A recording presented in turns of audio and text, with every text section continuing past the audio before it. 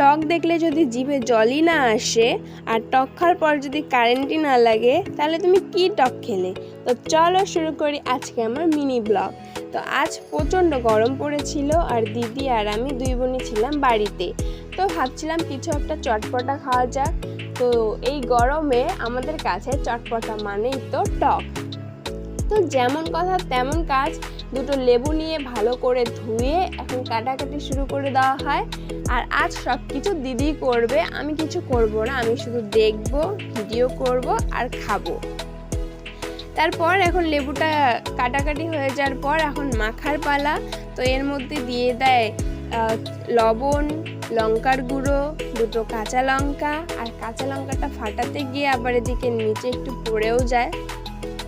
তারপর এর মধ্যে দেওয়া হয় একটু চিনি দেওয়ার পর এখন ভালো করে মাখিয়ে নেওয়ার পালা। তো ভিডিওটি এডিট করতে গিয়েও আমার জিভে জল চলে আসছে, এরকম একটা ব্যাপার।